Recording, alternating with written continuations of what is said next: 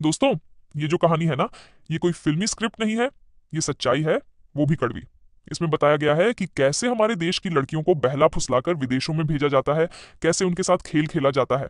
आज की नौजवान पीढ़ी को ये कहानी जरूर देखनी सुननी चाहिए। तो चलिए शुरू करते हैं। शुरुआत होती है एक लड़की से। नाम है फातिमा उर्फ शालिनी, जो जांच अफसरों के सामने डरी सहमी बैठी है। उसे अफगानिस्तान बॉर्डर के पास पकड़ा गया है। वहीं से वो अपनी जिंदगी की पूरी दास्तान अफसरों को सुनाती है। वो कहती है, मैंने आईएएस ज्वाइन कब किया, इससे पहले ये जानना जरूरी है कि मैंने ऐसा किया क्यों। फिर शुरू होती है उसकी पुरानी कहानी। वो बताती है कि वो केरल की रहने वाली थी, माँ और दादी के साथ रहती थी। पिता की मौत काफी पहले हो चुकी थी। घर का माहौल सिंपल और प्यार भरा था। वो पढ़ाई लिखाई में अच्छी थी और नर्सिंग का सपना देख रही थी। घर वाले भी उसका साथ देते थे। नर्सिंग की पढ़ाई के लिए वो शहर जाती है। एक बड़े नर्सिंग कॉलेज में एडमिशन लेती है। वहां उसकी मुलाकात होती है 3 लड़कियों से, गीतांजलि, नेमा और आसिफा। शालिनी और गीतांजलि हिंदू थी, नेमा क्रिश्चियन थी और आसिफा मुस्लिम। चारों में दोस्ती जम जाती है, लेकिन किसी को भी अंदाजा नहीं था कि आसिफा के इरादे कुछ और ही हैं। एक दिन सब दोस्त बाहर घूम रहे थे, तभी एक अनजान आदमी उनकी फोटो खींचता है। दूसरी तरफ आसिफा कुछ अजीब लोगों के साथ मीटिंग कर रही होती है। ये वही गैंग था जो लड़कियों को बहला फुसलाकर विदेश भेजता था। आसिफा अपने घर पर सबको बुलाती है और खाना खिलाती है। खाने से पहले वो और निमा दुआ मांगते हैं। शालिनी पूछती है, ये क्या कर रहे हो। आसिफा समझाने लगती है, हम खाना खाने से पहले अल्लाह को याद करते हैं। यहीं से ब्रेन वॉश की शुरुआत होती है। धीरे धीरे आसिफा उन्हें कहती है, तुम्हारे भगवान कुछ नहीं कर सकते, अल्लाह ही सही रास्ता दिखाते हैं। वो उन्हें कहती है कि बाकी धर्म फालतू हैं, सिर्फ एक ही सच्चा है।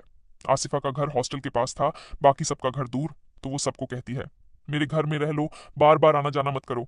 लेकिन असल में वो घर एक जाल था, जहां लड़कियों को फंसाया जाता था। वो अपने भाई रमीज और अब्दुल से भी मिलवाती है, जो नकली रिश्तेदार थे। वो भी वही बातें दोहराते, अल्लाह, धर्म, जन्नत। धीरे धीरे शालिनी और बाकी लड़कियों को ये सब अच्छा लगने लगता है, पर असल में ये सब ब्रेन वॉश था, जिसकी उन्हें भनक तक नहीं थी। अब कहानी में एक टाइम जंप होता है। शालिनी अब फातिमा बन चुकी थी, शादी भी हो गई थी, लेकिन रमीज से नहीं, किसी ईशाद नाम के शख्स से। दोनों अफगानिस्तान में थे और सीरिया जाने की फिराक में थे। जैसे ही वो अफगानिस्तान में घुसती है, चारों तरफ कटी हुई लाशें, सिर और हिंसा ही दिखती है। ये देख फातिमा को उल्टी आ जाती है। और फिर हमें पता चलता है कि फातिमा दरअसल प्रेग्नेंट है और फातिमा का पति अफगानिस्तान में रहकर मिलिटेंट की ट्रेनिंग ले रहा है। वहां का माहौल बहुत ही खौफनाक है। औरतों को जैसे इंसान नहीं, कैदी समझा जाता है। लिपस्टिक तक लगाई तो जान से मारे जाने का डर। आजादी नाम की कोई चीज नहीं। इधर कहानी फिर वापस आती है प्रेजेंट डे में। फातिमा अब बाकियों को अपने नए मजहब के बारे में सिखाने की कोशिश करती है, मगर आसिफा के जो बॉस लोग हैं वो गुस्से में हैं। कहते हैं, इतना टाइम हो गया, अभी तक ये तीनों पूरी तरह से कन्वर्ट क्यों नहीं हुई। तभी आसिफा एक चाल चलती है। वो प्लान बनाती है, जब तीनों लड़कियां मॉल जाती हैं तो कुछ लड़कों को भेजती है। वो लड़के जानबूझकर इनसे बदतमीजी करते हैं, कपड़े तक फाड़ देते हैं और मॉल में लोग बस तमाशा देखते रहते हैं। कोई मदद नहीं करता। रोते हुए तीनों वापस हॉस्टल लौटती हैं।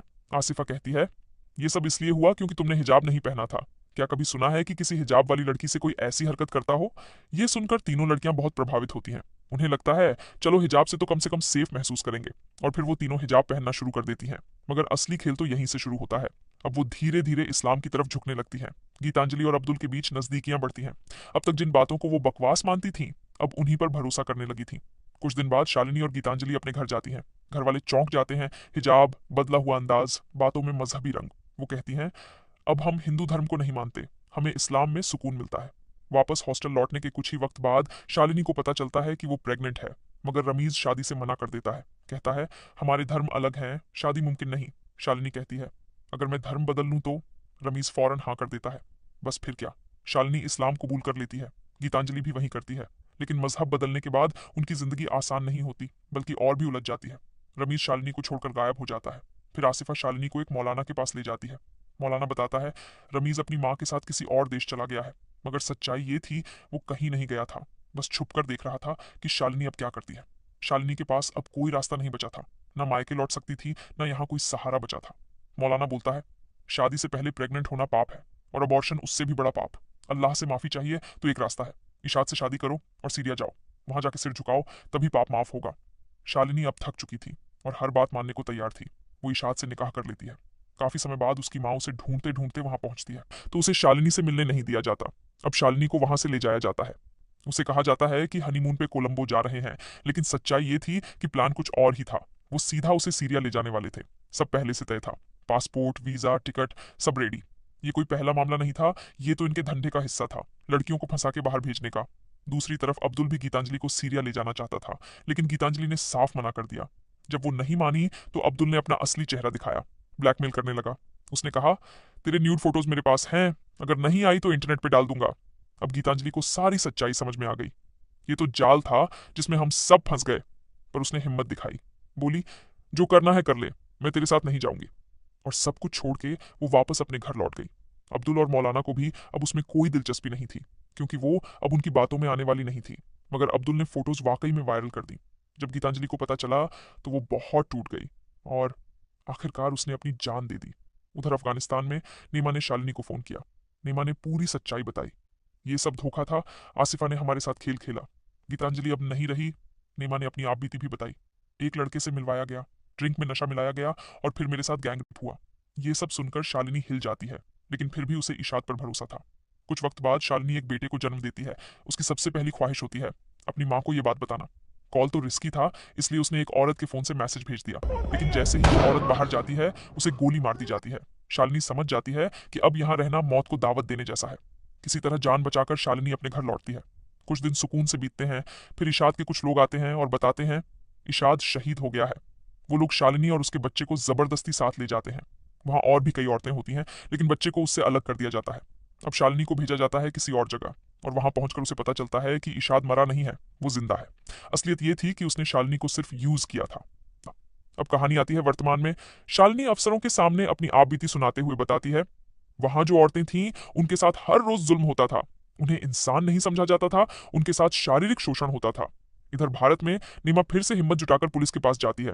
वो कहती है, केरल में हर साल हजारों लड़कियों का धर्म परिवर्तन कराया जाता है। कई तो गायब हो जाती हैं, लेकिन किसी को खबर तक नहीं होती। पुलिस वालों को वो सब बताती है, लेकिन वो उसकी बातों पर यकीन नहीं करते। कहते हैं कोई सबूत है, और बिना सबूत के FIR तक दर्ज नहीं की जाती। उधर अफगानिस्तान में औरतों को एक और जगह बंद कर दिया जाता है, जहां जिनके शौहर मारे गए होते हैं उन्हें जबरन रखैल बना लिया जाता है। शालिनी चारों ओर देखती है। उसकी मैपिंग की आदत बचपन से थी। उसे अंदाजा होता है कि ये जगह सीरिया और तुर्की के बॉर्डर के पास है। अब वो रिस्क लेती है, 2 और लड़कियों को साथ लेकर भागने की कोशिश करती है, लेकिन रास्ते में आतंकी उन्हें देख लेते हैं और उसकी दोनों साथी लड़कियों को मार दिया जाता है। शालिनी किसी तरह वहां से भाग निकलती है। रेगिस्तान, गर्मी, थकान, वो अकेली चलती रहती है। उसका शरीर जवाब देने लगता है और वो जमीन पर गिरकर बेहोश हो जाती है।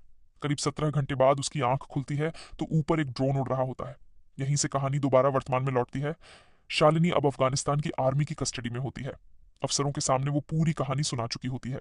वो कहती है, अगर आप मुझे इंडिया भेज दें तो मैं उन सभी लोगों के नाम, चेहरे और ठिकाने बता सकती हूँ जो इस पूरे नेटवर्क में शामिल हैं। लेकिन लेडी अफसर कहती है, तुमने आतंकी ट्रेनिंग ली, फेक पासपोर्ट पर 3 देशों की सरहदें पार की, 1 साल तक एक आतंकी के साथ रही, तो हम तुम्हें कैसे बेगुनाह मान लें?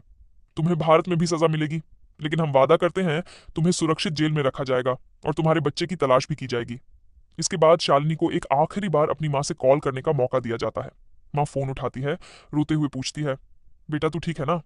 शालिनी कुछ पल चुप रहती है, फिर धीमे से कहती है, हाँ माँ, मैं ठीक हूँ, जल्दी आने की कोशिश करूंगी। लेकिन सच ये था कि उसकी आवाज में सिर्फ खालीपन था। उसकी माँ को नीमा पहले ही सारी सच्चाई बता चुकी थी। अब शालिनी को जेल में ले जाया जाता है। वहां एक छोटी बच्ची उसका हिजाब खींचकर आग में डाल देती है। शायद यह इशारा था कि अब शालिनी को किसी नकाब की जरूरत नहीं रही। वो अब किसी और की दी हुई पहचान नहीं, बल्कि अपनी असली पहचान को अपनाती है। वो अफसरों के सामने साफ शब्दों में कहती है, मेरा नाम फातिमा नहीं, शालिनी उन्नीकृष्णन है।